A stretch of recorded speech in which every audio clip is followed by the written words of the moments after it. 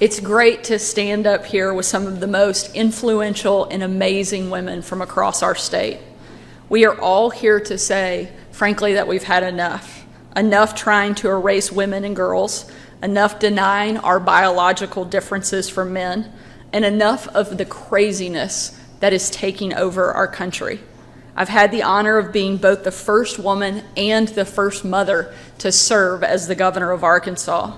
Before that, I was the first mother and only the third woman to serve as the White House press secretary. Because of that, I came into this role with a few pretty unique experiences. Among them is giving birth to 3 amazing kids. That experience underscored to me that a woman's perspective is important and fundamentally different from a man's. Nowadays, though, only conservatives seem to be making that point. On the left, women have taken a back seat to political correctness. It's why Senator Irving and Representative Barker had to pass the Fairness in Women's Sports Act to defend our girls across the state. They're using nonsense words to erase women and girls, and more importantly, to erase our voices and our experiences. Today, we're taking a stand against woke nonsense. What frankly started as a fad among a few grad students has seeped down into corporations, the healthcare industry, and increasingly state government. It's demeaning to women, and it needs to stop. In a moment, I'll sign an executive order banning a number of all sorts of ridiculous words from state government documents. Those include words like pregnant people, laboring person, birth giver, and several other nonsense terms that have cropped up in recent years. Some on the left will accuse us of being nitpicky, that Arkansas should just lay down and accept the cultural revolution without complaint. I say it's the exact opposite. It's the left that decided that woman is a dirty word. It's the left that decided we needed to toss out basic biology and basic grammar along with it. I think they're just mad that conservatives are starting to fight back, and they better get ready because we're just getting started. Thank you for being here, and thank you to the amazing women that are standing up here with me. I'll sign this executive order. We'll hear a few words from Dr. Chandler, and I'll be happy to take a few questions. Thank you. Thank you. Good afternoon. I'm Dr. Kay Chandler. I'm pleased to be Arkansas Surgeon General, and I'm a practicing obstetrician gynecologist here in Little Rock. I've been serving women of all ages since 1997, but the governor's executive order doesn't require a medical degree to understand. It's just common sense. As I was taught in medical school, and actually have known since I was 5 years old when I happened to be looking through my mother's nursing school textbooks and ran into some embryology textbooks, women give birth. Today, that has somehow become controversial, but it shouldn't be. Governor Sanders' executive order is smart on a number of counts. It stands up to those who try to erase women in the name of political correctness. In this administration, I know our governor won't let political correctness get in the way of science. Thank you.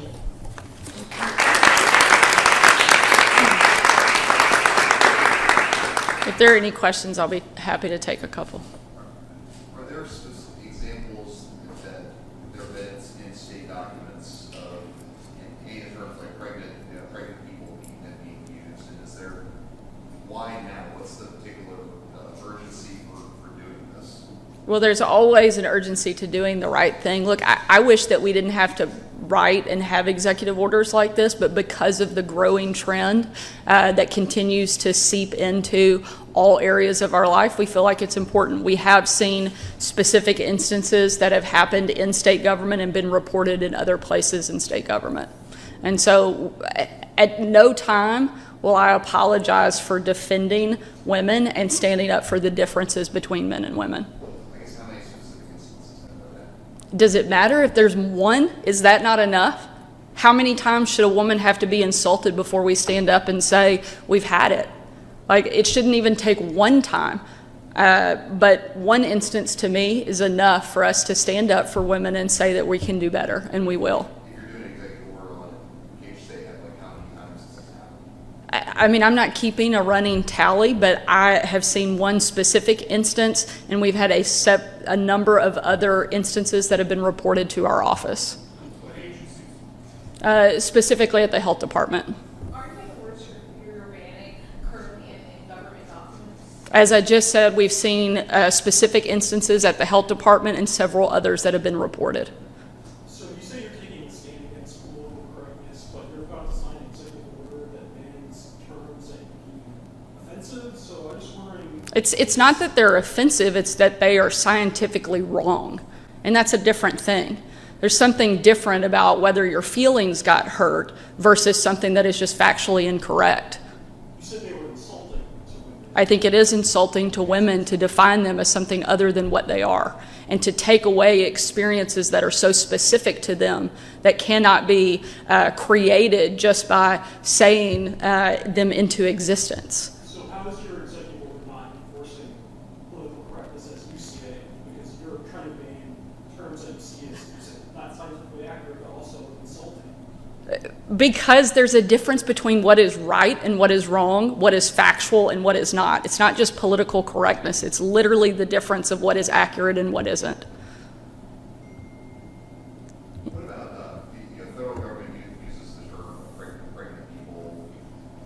Which actually I think underscores the exact point. Because we have a federal government that is taking those kind of actions, it is imperative for states to step up and actually defend women. It's, you know, I feel like there's a question of why now, because we have examples where the craziness is seeping into our state and our communities. But I guess the practicality of this, like, our agency's gonna have to scrub any links to any federal forms or any federal sites that use that term. How This would be specific to state government documents that we have the ability to monitor through an executive order. you know, are there any ways for like an opt-out provision or anything like that if state documents would need to have that for any federal purposes? I can't imagine why anybody would need to have incorrect information in a specific government form, but we could cross that bridge when we get there if needed. All right, thank you so much. I'm going to sign the executive order now.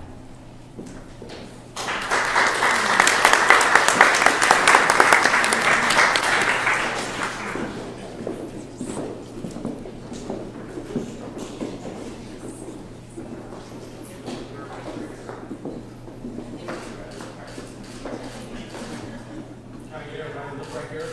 Please, right here, please. Here we go.